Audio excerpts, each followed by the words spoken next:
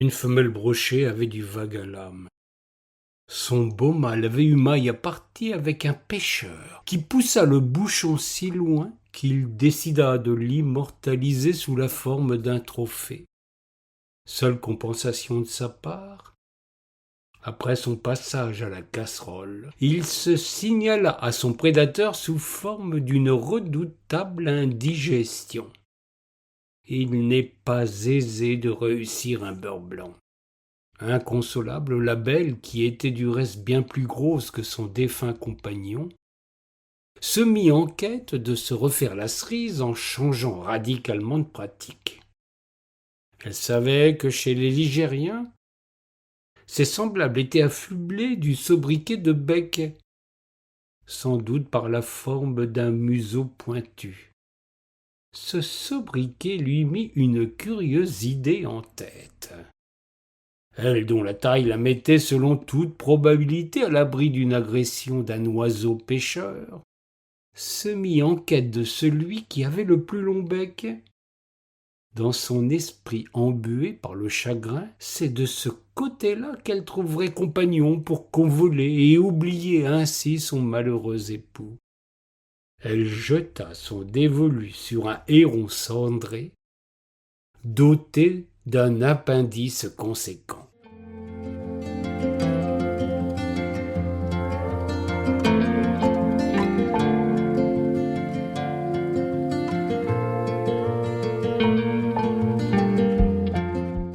Le héron, nous devons bien l'admettre, ne comprit pas immédiatement le sens de la parade à laquelle se prêta dame Brochet. Il fut même un temps fort contrarié, puisque chacun le sait, un brochet dans les pérages rend la pêche de la friture bien plus compliquée. Il restait sur sa faim au point de donner quelques coups de bec vengeur pour chasser cette indésirable présence. L'incompréhension entre les espèces n'est pas feinte. Ce qui, pour l'un, était un geste agressif, fut interprété par l'autre comme une embrassade. Dame Brochet, comme disent nos amis québécois, comprit que Héron lui faisait un bec. Elle en fut tout émoustillée, tandis que Héron, tout d'abord interloqué, finit par saisir qu'une tentative de rapprochement se déroulait à ses pieds.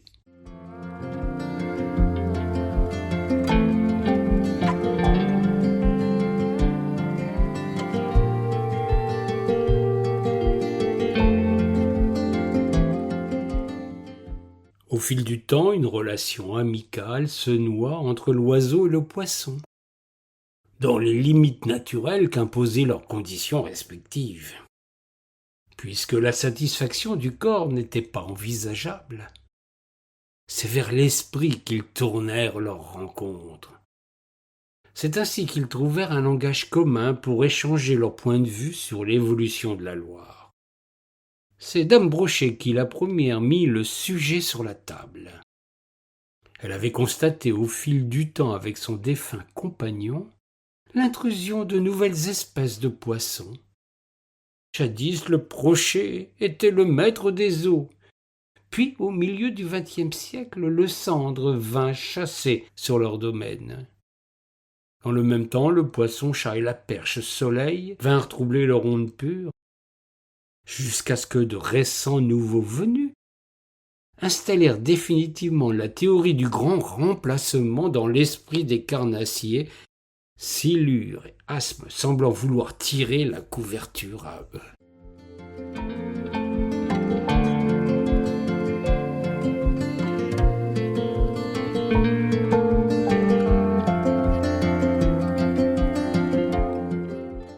Héron avoua alors que pour lui, les temps étaient durs, puisque tous ses prédateurs les rendaient la pêche à la friture des plus délicates.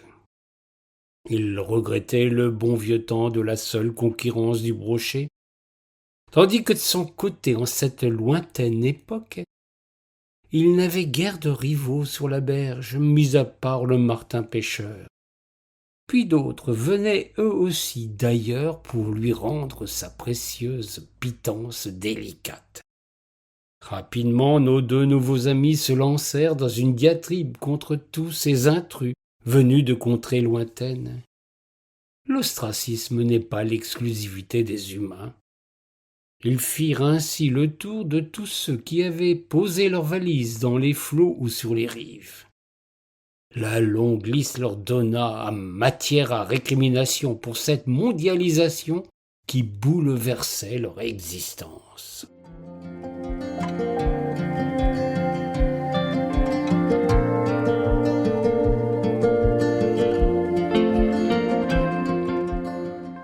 Héron trouvait même que dans sa propre famille, il constatait le surgissement massif de cousins, du nom d'aigrette, grande ou garzette, de bioraux, garde-bœufs ou pourpres, tandis que d'autres oiseaux venaient se mêler à cette véritable invasion, à commencer par le cormoran et les redoutables balbuzards, qui avaient remplacé le vénérable pigargue.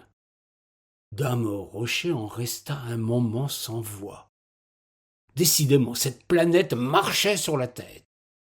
Tous deux, alors de s'indigner de tous ces poissons et oiseaux migrateurs qui viennent sur la Loire pour profiter gratuitement, cela va sans dire, des services de natalité qui leur sont gracieusement offerts par une nature généreuse, qui de plus leur assure de quoi subsister durant leur séjour dans ce beau pays. Dame Rocher se retint alors d'évoquer les ancêtres du héron qui, eux aussi, migraient vers le sud en automne.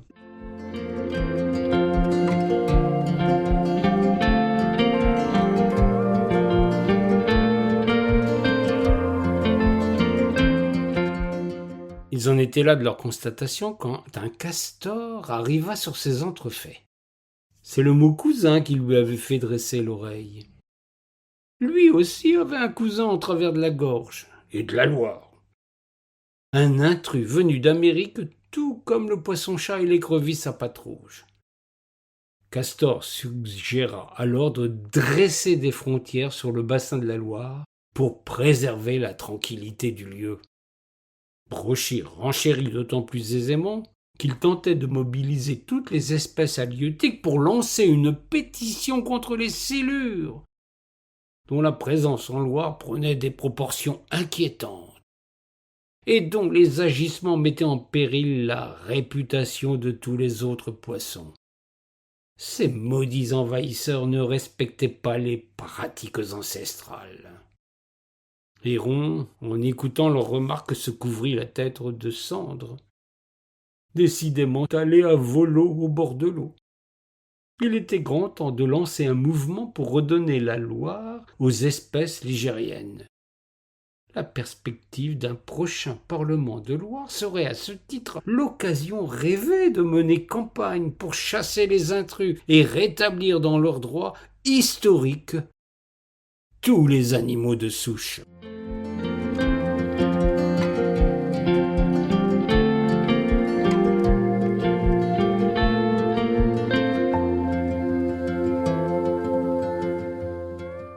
C'est alors qu'un naturaliste ayant surpris ce curieux débat vint tenter l'aventure de mettre un peu d'eau dans leur venin. L'humain estimait que chacun avait sa place dans cet écosystème complexe, qui était naturellement en perpétuelle évolution, d'autant qu'il servait de refuge à des espèces qui se trouvaient chassées de chez elles par la faute de facteurs environnementaux indépendants de leur volonté.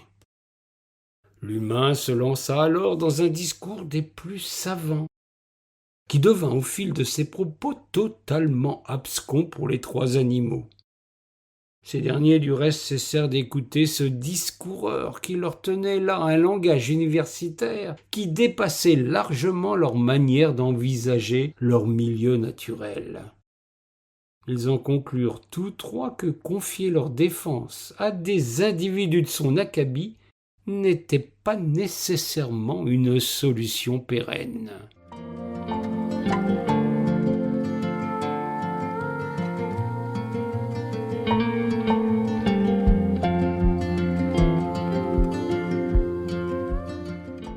devant cette impasse, et le risque de tomber d'un extrême à l'autre, Castor s'en retourna dans sa hutte.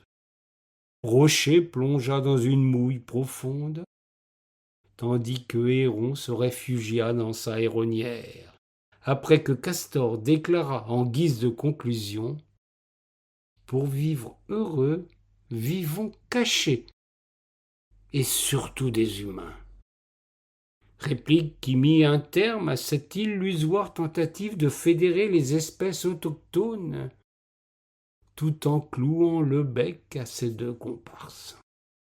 Quant au naturaliste, il s'en revint vers son parlement persuadé que désormais il était mandaté par tous les animaux de Loire pour parler en leur nom et défendre leur cause ainsi que celle des plantes et de tout ce qui se rattache à une rivière qui, comme tous les savants de son espèce, il dénomme fleuve.